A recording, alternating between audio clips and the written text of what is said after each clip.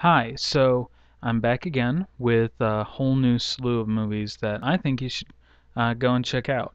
And we're going to be discussing some movies that I discussed in a previous installment, but we're going to be going into more depth because I hadn't really had a chance to discuss them. And anyway, we'll get right to it. So first off, uh, a couple of episodes ago, I recommended the Must Love Dogs You've Got Mail romance double feature, and I was not disappointed by the quality, but I was a little bit mistaken as to the nature of this particular edition. It's just one disc. So you end up uh, having to flip it over, which can be advantageous or disadvantageous. If you're keeping it in a CD wallet, uh, sometimes that can make it easier to get scratched, depending on the nature of the wallet. But anyway, you get one side scratched, suddenly you can only watch the other side. Um, uh, or some content might not be usable. That's what happened one time with a copy of Austin Powers that I bought, and I was a little bit ticked, but I exchanged it for another version, another copy, which, as it happened, was a more expensive copy, but they made just a clean exchange of it since it was the same movie.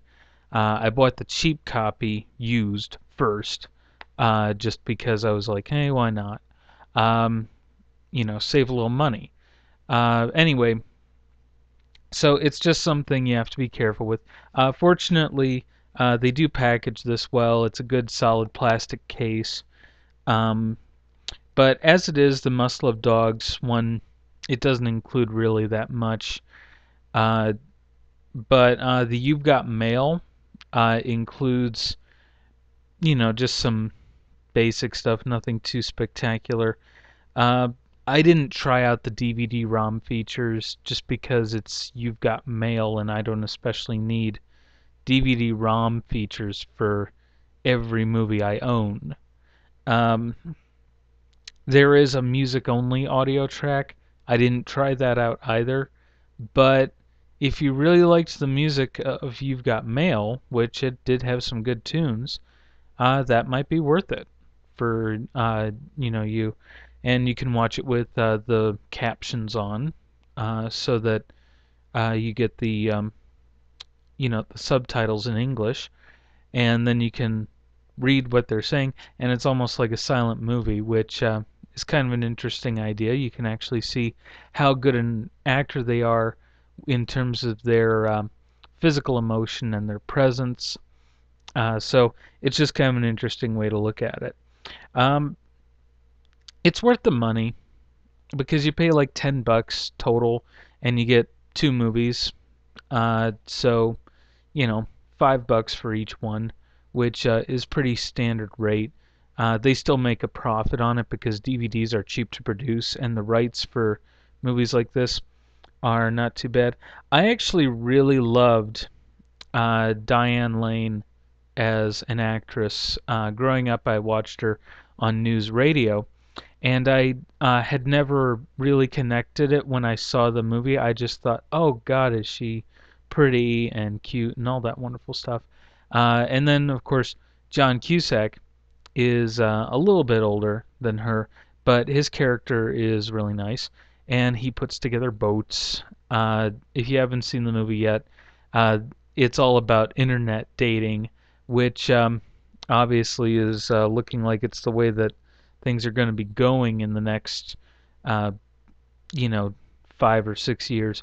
And I don't know. Personally, I'm all for going to a coffee shop or a bookstore or the library and, talking to someone and getting to know them. And, even if it's just idle chit chat over your lunch break, it's, something you can really get to know someone over time on, over a couple days of a week, and if it doesn't work out, hopefully you can end it amicably, and just be like, oh, hi, you know. But yeah, So this one kind of shows like what can happen if internet dating goes right. It really, I think, was sponsored by the internet companies, the internet dating sites, to get people to, sort of invest in them and look at them. I mean, why else do you think they even say, "Oh, you got to be a member of all these different sites"? Uh, and honestly, you've got Mail and uh, oh, what is it? Sleepless in Seattle. Both have that similar consumerist bent, um, where it's like, here, I'll pay with my credit card. There's a scene in You've Got Mail where that's the case, and of course, the whole the whole movie is about competing shops and buying books. So it's all about buying and buying and buying. Commerce being just the the wonder of our age. Um, and in Sleepless in Seattle, they have a similar scene where they're in a huge department store and they each buy each other things that somehow makes it all happy and sweet and romantic. Um, Honestly, Greg Kinnear, I think, was one of the better parts of this movie.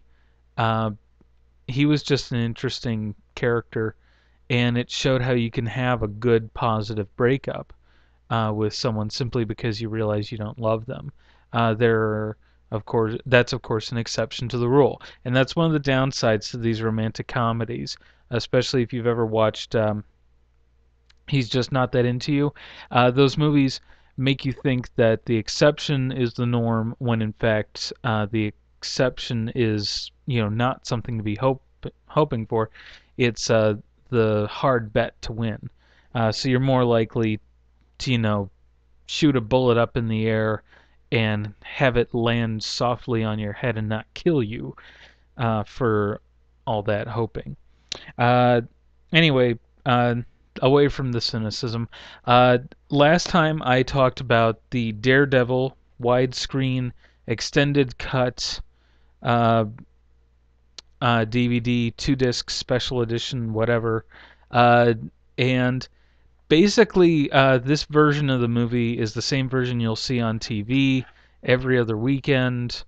It's okay as movies go. I like Daredevil. I think he's a really cool character. I think he's more of a DC character in a lot of ways. Um, but I like him as a character. And I think Ben Affleck actually does a really good job, and I wish that they would make a sequel. But I don't think that's going to happen at this point, considering it's been about 10 years. However, I watched the director's cut. I got this on eBay for a ridiculous price. I won't even say it because it's atrocious, but it's a legal copy.